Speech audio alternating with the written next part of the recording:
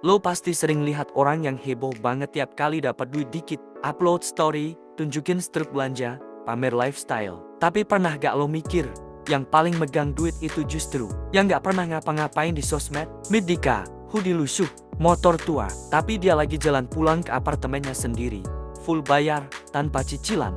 Gak ada yang curiga, karena dia mainnya senyap. Orang lain ngelihat kamar kecil hidup pas-pasan. Tapi kamar ini markas strategi. Di balik laptop itu, Dika ngatur portfolio kripto, reksadana, saham dalam dan luar negeri. Sambil ngopi, sambil baca buku-buku yang gak masuk rak TikTok FYP lo. Di dunia dia, gak penting kelihatan sukses. Yang penting, pegang kendali. Malam itu dia buka laptop, cari cara biar gak miskin di usia 40. Terus scroll, terus belajar. Baca soal cash flow, nonton soal compound interest. Dan untuk pertama kalinya dalam hidup, dia gak pengen dilihat. Dia cuma pengen ngerti. Waktu semua orang sibuk cari pengakuan, Dika jalan sendirian. Gak ada yang notice, gak ada applause. Tapi tiap langkah yang dia ambil, ngebawa dia makin jauh dari zona merah.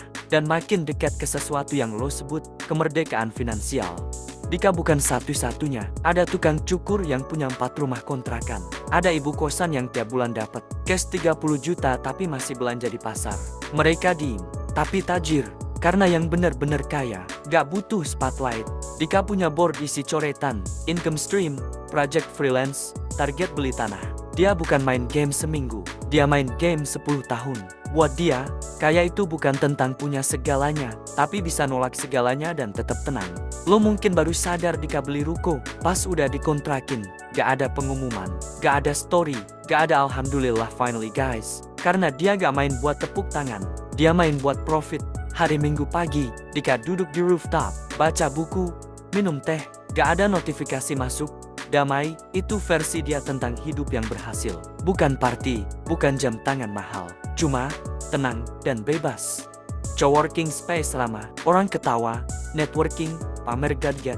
Dika, duduk sendiri, headset nyolok, Excel terbuka. Dia bukan antisosial, dia cuma tahu, orang ramah tuh kebanyakan gak fokus. Sementara yang fokus, biasanya dim-dim udah 2 langkah lebih di depan.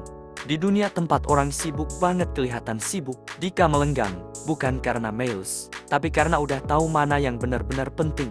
Dan spoiler alert, followers itu bukan aset. Kamar dia penuh coretan goal, pensiun di umur 35, passive income dari 3 arah, dana darurat 12 bulan, semuanya dim-dim, gak ribut, tapi lu bisa lihat dari sorot matanya dia udah punya arah.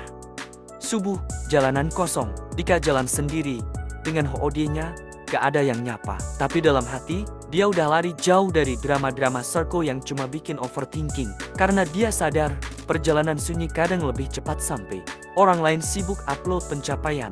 Dika, lagi nikmatin sunset, denger musik, senyum sendiri. Karena dia gak butuh bukti, dia cuma pengen main game hidup ini, dengan tenang, dan menang.